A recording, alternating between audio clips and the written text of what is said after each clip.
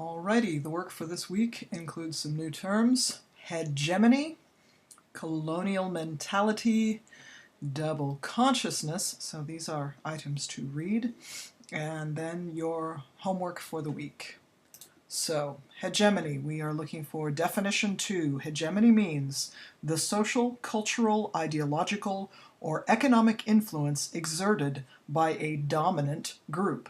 So we are going to use this term hegemony as a concept that is important for this week's reading. Colonial mentality.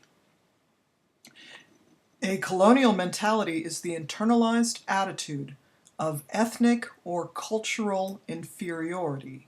Attitude of ethnic or cultural inferiority. So it's something that people think, which is not necessarily something true. So, again, a colonial mentality is the internalized attitude of ethnic or cultural inferiority felt by people as a result of colonization. That is, them being colonized by another group. Colonial mentality corresponds with the belief that the cultural values of the colonizer are inherently superior to one's own. The term has been used by post-colonial scholars to discuss the transgenerational effects of colonialism present in former colonies following decolonization. It is commonly used as an operational concept for framing ideological domination in historical colonial experiences. In psychology, colonial mentality has been used to explain instances of collective depression, anxiety, and other widespread mental health issues in populations that have experienced colonization.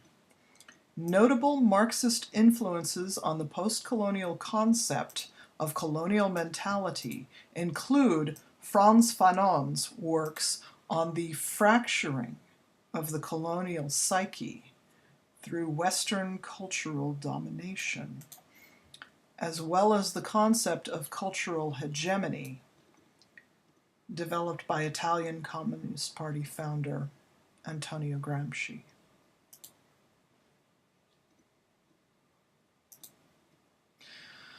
Double consciousness. This term was coined by W.E.B. Du Bois, one of the founders of the NAACP for the advancement of colored people.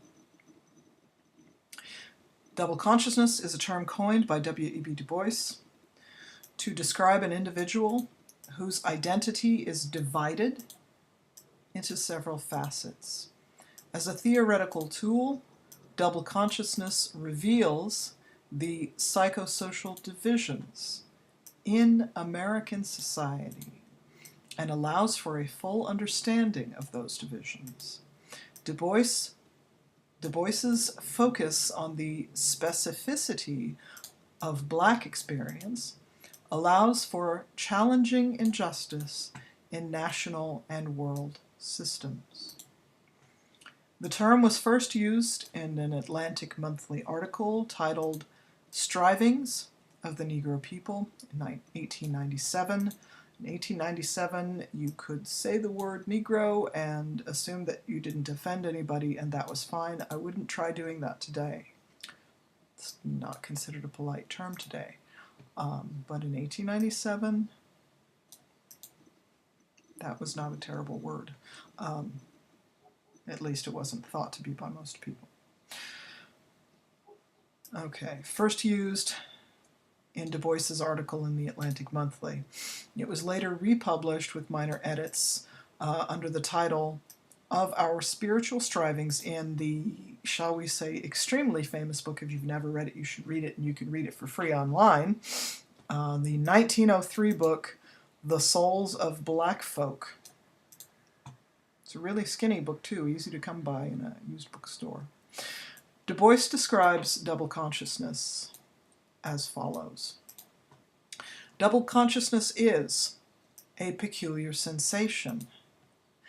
This double consciousness, this sense of always looking at oneself through the eyes of others, always weighing one's worth, one's value on the basis of what other people think about you. It's kind of a process, the result of cultural domination. Always looking at oneself through others' eyes, always measuring one's soul by the tape, by the measuring tape of a world that looks on in amused contempt and pity. One ever feels his two-ness, an American, a Negro. Two souls, two thoughts, two unreconciled strivings, two warring ideals in one dark body, whose dogged strength alone keeps it from being torn asunder. Bear in mind, if it may be important, 1903, it's barely a generation after the emancipation. How much did society change between the 1860s and the 1900s? Wow. Amused contempt and pity. The history of the American Negro is the history of this strife, this longing to attain self-conscious manhood, to merge his double self into a better and truer self. In this merging, he wishes neither of the older selves to be lost. He does not wish to Africanize America, for America has too much to teach the world and Africa. He wouldn't bleach his Negro blood in a flood of white Americanism, for he knows that Negro blood has a message for the world.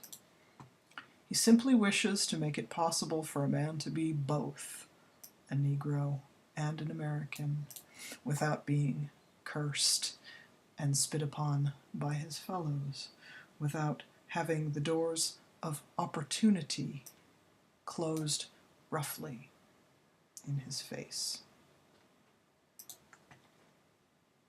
All right, so this week,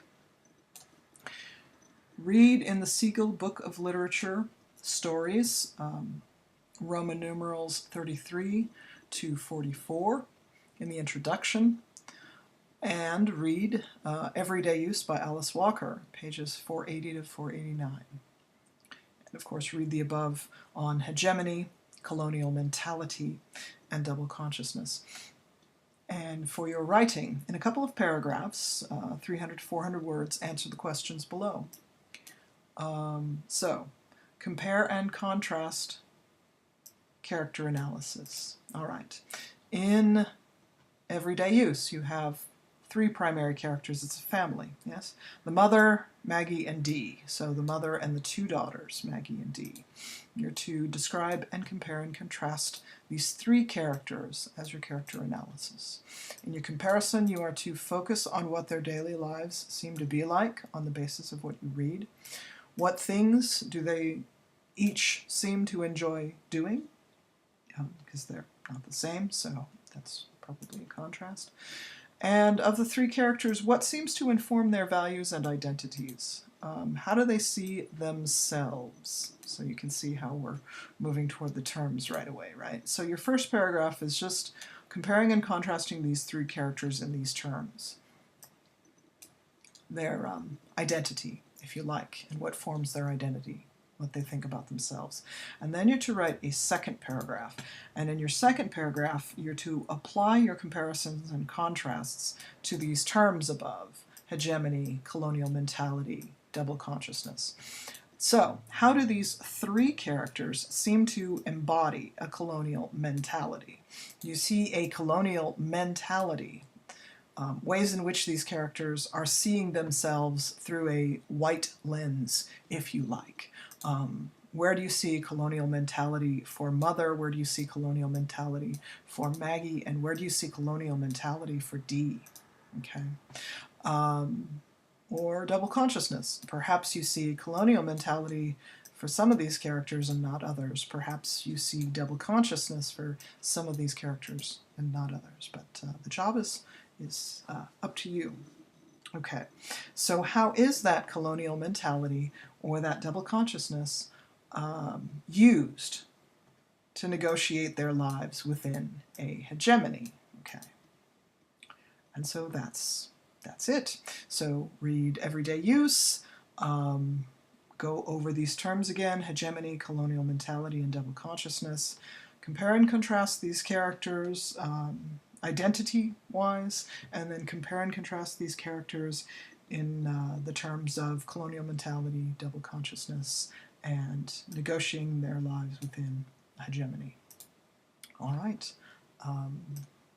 And again, remember, this is a literature class. This is not mathematics. So chances are good that there might be a few different ways of interpreting this. And try to enjoy. Have a good week.